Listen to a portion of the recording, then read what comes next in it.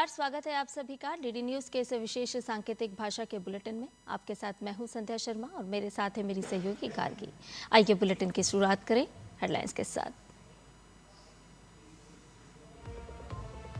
राष्ट्रीय हथकरघा दिवस के अवसर पर राष्ट्रपति आज राष्ट्रीय हथकरघा पुरस्कार करेंगे प्रदान।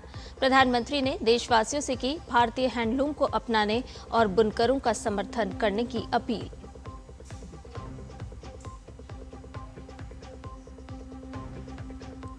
लोकसभा में आज एमएसएमई संशोधन विधेयक 2026 विचार और पारित किए जाने के लिए सूचीबद्ध। दोनों सदनों में प्राइवेट मेंबर बिल भी किए जाएंगे पेश।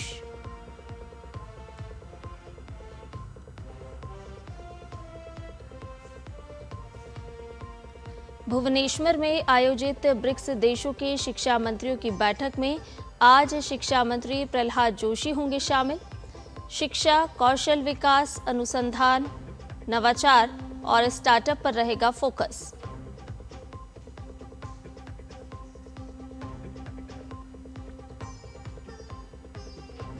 झारखंड में छात्रों का आंदोलन 14वें दिन भी जारी।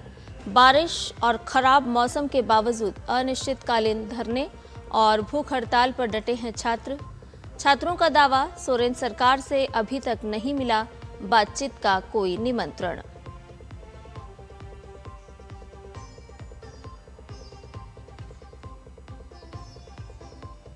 अमेरिकी राष्ट्रपति डोनाल्ड ट्रंप ने जन्मजात नागरिकता को सीमित करने के लिए 2 नए कार्यकारी आदेशों पर किए हस्ताक्षर। व्हाइट हाउस ने कहा, बर्थ टूरिज्म पर लगेगी रोक।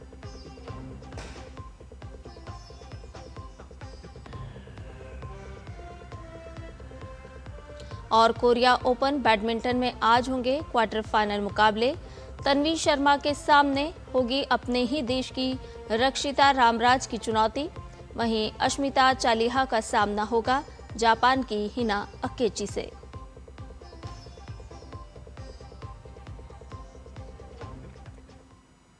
आइए सभी खबरों को विस्तार के साथ जानते हैं।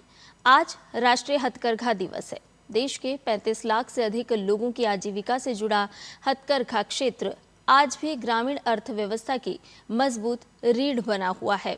राष्ट्रीय हथकरघा दिवस के अवसर पर राष्ट्रपति द्रौपदी मुर्मू साल 2025 के लिए प्रतिष्ठित राष्ट्रीय हथकरघा पुरस्कार प्रदान करेंगी।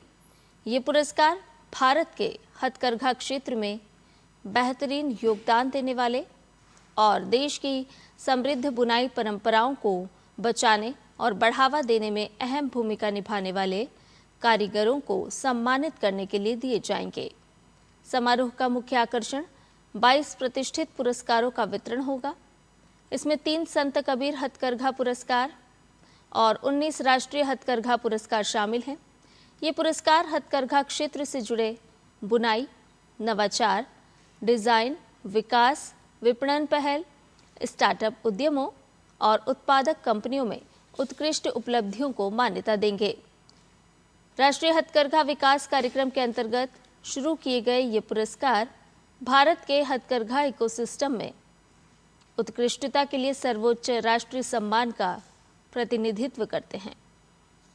राष्ट्रीय समारोह के अलावा राष्ट्रीय हथकरघा दिवस मनाने और देश की जीवंत हथकरघा परंपराओं का उत्सव मनाने के लिए देश भर में प्रदर्शनियां, डिजाइनर सम्मेलन, IIHT सम्मेलन और अन्य प्रचार गतिविधियां आयोजित की जा रही हैं।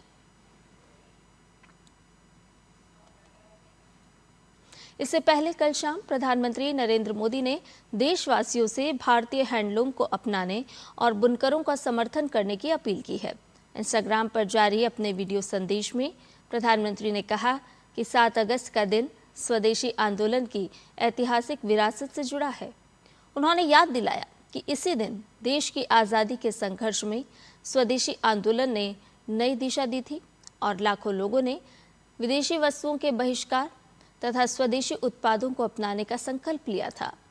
प्रधानमंत्री ने कहा कि राष्ट्रीय हथकरघा दिवस केवल एक उत्सव नहीं, बल्कि देश के लाखों बुनकर परिवारों के परिश्रम और प्रतिभा को सम्मान देने का अवसर है।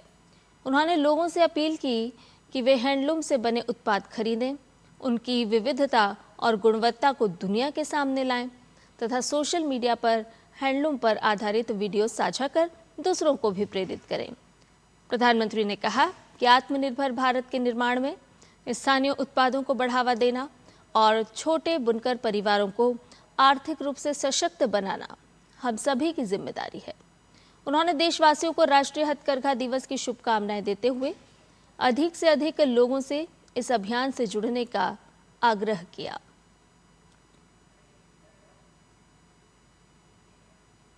संसद के मानसून सत्र के दौरान आज दोनों ही सदनों में अहम विधायी कार्य सूचीबद्ध हैं।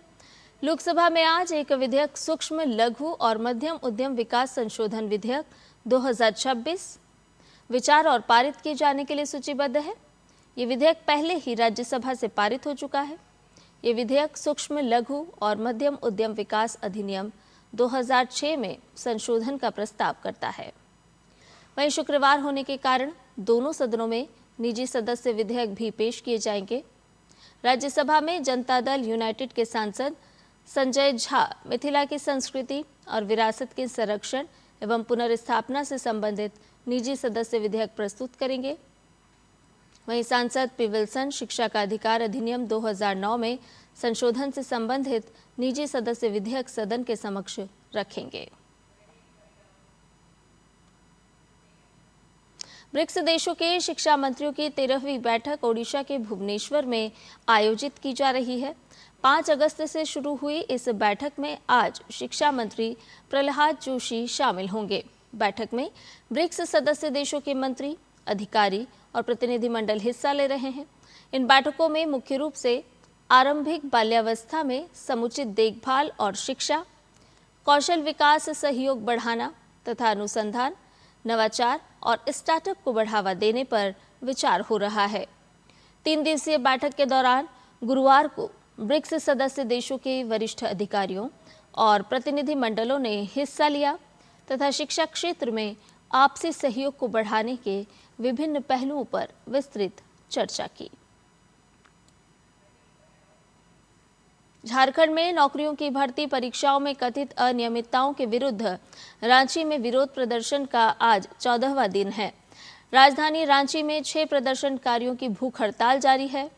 छात्र नेताओं का दावा है कि उन्हें कल शाम तक राज्य सरकार की ओर से बातचीत का कोई निमंत्रण नहीं मिला है। विरोध प्रदर्शन का असर कल झारखंड विधानसभा में भी देखा गया, जहां विपक्षी विधायकों ने मानसून सत्र के पहले दिन ही नारेबाजी की। इस सब के बीच AISA यानी ऑल इंडिया स्टूडेंट्स एसोसिएशन के बैनर तले विधानसभा मार्च और 10 अगस्त को विधानसभा के घेराव का ऐलान कर दिया गया है। मुख्यमंत्री हेमंत सोरेन ने कहा कि सरकार आंदोलनकारियों के साथ बातचीत के लिए तैयार है। इसके बाद आंदोलनकारी छात्रों ने राज्य सरकार से बातचीत के लिए 11 सदस्यों का प्रतिनिधिमंडल बनाया है। प्रदर्शनकारियों की मांग है कि झारखंड प्रांतीय सिविल सेवा की 14वीं परीक्षा रद्द की जाए और भर्ती परीक्षा में हुई अनियमितताओं की जांच CBI या उच्च न्यायालय के सेवानिवृत्त न्यायाधीशों की स्वतंत्र समिति से राज्य के बाहर कराई जाए। अमेरिकी राष्ट्रपति डोनाल्ड ट्रंप ने जन्मसिद्ध नागरिकता यानी बर्थराइट सिटीजनशिप को सीमित करने के उद्देश्य से 2 नए कार्यकारी आदेशों पर हस्ताक्षर किए हैं। ये कदम ऐसे समय उठाया गया है जब इससे पहले अमेरिकी सुप्रीम कोर्ट ट्रंप के पूर्व के कार्यकारी आदेश को असंवैधानिक करार दे चुका है। रॉयटर्स के अनुसार ट्रंप प्रशासन का कहना है कि नए आदेश पहले वाले आदेश से अलग हैं और अमेरिकी संविधान के 14वें संशोधन में जन्मसिद्ध नागरिकता से जुड़े सीमित अपवादों की नई व्याख्या पर आधारित हैं। इन आदेशों का मुख्य फोकस तथाकथित बर्थ टूरिज्म पर रोक लगाना है, जिसके तहत विदेशी नागरिक अमेरिका में बच्चे के जन्म के उद्देश्य से यात्रा करते हैं।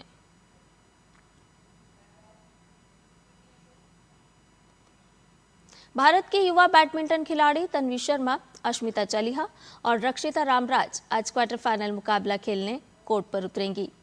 मौजूदा ताइपे ओपन चैंपियन तन्वी का सामना अंतिम 8 में भारत की ही रक्षिता रामराज से होगा।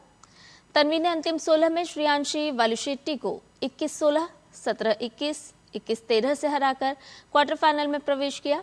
वहीं रक्षिता रामराज ने जापान की मनामी सुइजू को 22-20, 21-10 से हराकर अंतिम 8 का टिकट कटाया। एक अन्य क्वार्टर फाइनल में अश्मिता चालिहा का सामना जापान की हिना अकेची से होगा। प्री क्वार्टर फाइनल में अश्मिता ने दक्षिण कोरिया की किम मिन जी को 21-17, 21-6 से हराकर अंतिम 8 में जगह बनाई थी।